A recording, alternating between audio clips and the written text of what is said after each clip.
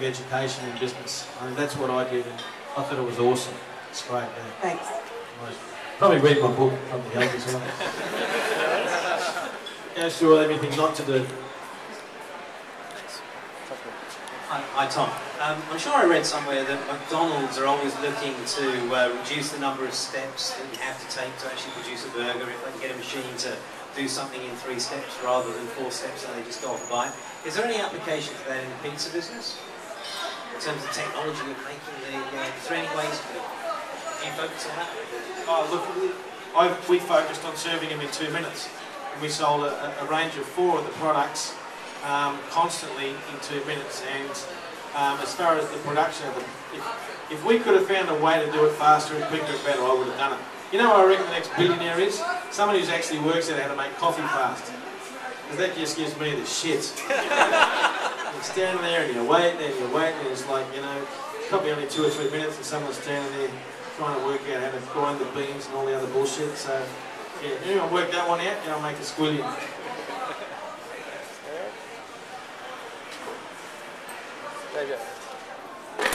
Hey Tom, great talk. Quick question, do you deliver most places? Do you guys deliver at like most places? I mean, I'm not in the business, haven't been in the business for over 3 years now. Oh, okay. So I can't even talk on behalf of the company. Oh, okay, because I was just wondering, can I grab 2 Super Supremes? One, no, seriously. What's your most, I'm always very curious, what's your most selling pizza? Well, what's the most pizza that most people order? Mate, I can't answer for what's going on now to what it was 3 years ago, but the biggest seller in those days was the meat lovers. So in answer to this lady's question over here about obesity and everything else, I think New Zealand was the classic, where we sold this product that had a layer of tomato sauce, a layer of meat, layer of meat, layer of meat, another layer of meat, then we had a layer of barbecue sauce and more meat, and that was the biggest seller. You know, they were just a bunch of disgusting pigs. Just fantastic. Anything else? Vegetarians is the lowest seller, I can tell you. Tom, you mentioned how you funded your first business. How have you funded the subsequent ones? I continued to finance along the way. And I've got to say that in the end, after running the business for 20 years, I was 100% owner of the company. I brought in venture capital along the way but bought them out. And I was continuing to have to go and raise somewhere between probably $2 and $5 million at a time. And the problem was for me that the banks were getting very nervous about me getting run over by a bus. You know, the company was becoming so large and so reliant on one person that they were sort of saying, how are we going to diversify the risk? And it was a very good point. So eventually, that was one of the reasons I sold the businesses. We were either going to have to take the company public, and I certainly wasn't going to be able to run a public company to the way I would have liked to have run it, or raise more and more capital and win. And I was single, I had no family, you know, if I was to get run over by a bus, there was really no one else to run the business. So it was the right decision. Anything else? Yep. Tucked in the corner. Don't hide your question. If you come over to me later and you've got a question, I'll say you had your chance. Tom, great talk. Just a quick question about people, obviously being the best asset of any business. How did you hire them? How did you train them? Yeah, the question is, the people being the best asset of business, how do we hire them and how do we train them? I've got to say that in the first few years of going the business, I had a very high staff turnover, and it was probably based on the fact that I expected everybody to work in a similar manner that I did, which obviously couldn't be expected by some people. Eventually I realised that we were going to get our turnover down and our productivity up by spending a lot more time asking the people what they actually wanted out of the business. It was quite fascinating. When I would do my annual reviews with my half a dozen senior managers, the first question would be, what do you want from the company?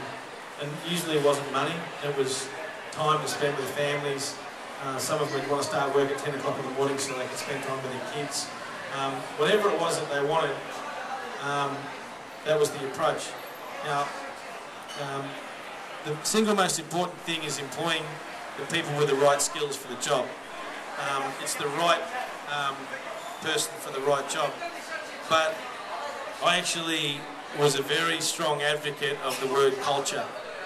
I mean, I remember a couple of times they employ someone in the office and you'd see this guy walking in and straight away, you know, he'd be wearing a collar and tie. He probably came into our finance department, so I usually wouldn't talk to him anyway.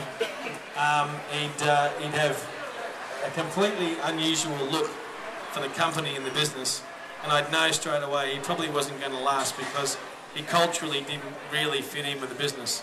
So two things: right person for the job, in other words, the right skills. But the other thing was employed to your own culture.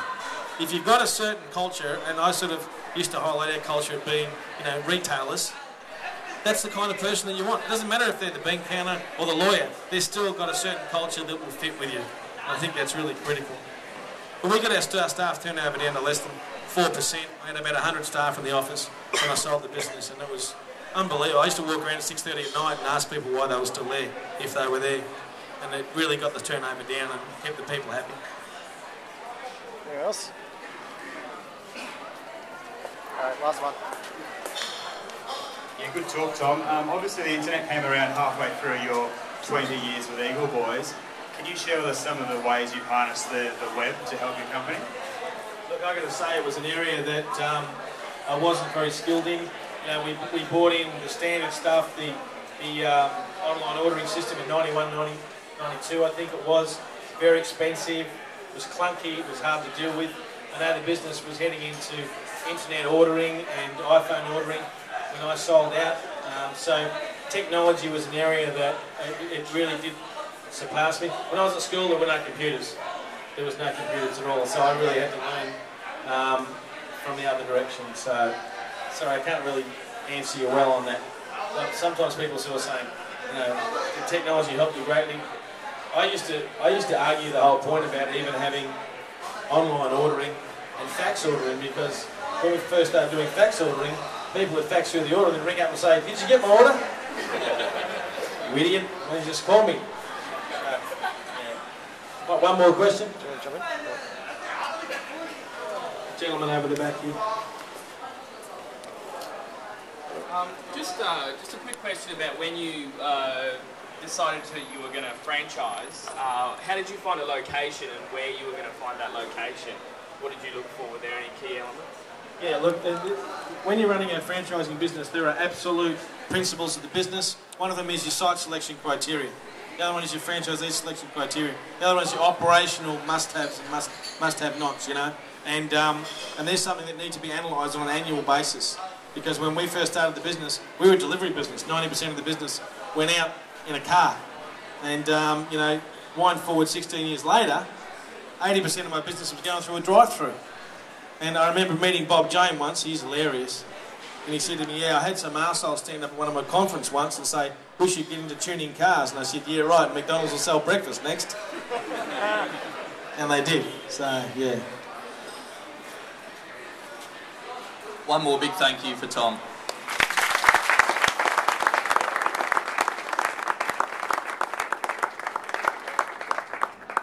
Guys, thank you very much for making the effort to come out tonight. I know we've been a bit crowded and some haven't been able to see, but I think there's been plenty in it for everybody tonight. I know myself and the organisers of the Hive Brisbane are very fortunate for somebody like Tom to come along and share the story of such an iconic Australian brand. So I hope you got out of it as much as we did. For the newcomers, I really hope you enjoyed it. We'll see you again on the last Tuesday of every month. But one last thank you to our sponsors, Clovelly Estate Wine, who provided a lovely gift for Tom tonight, Greystone Bar for hosting us and for the food, Lucid Law, and last but not least, thank you so much to you, and we'll see you next month. Thank you.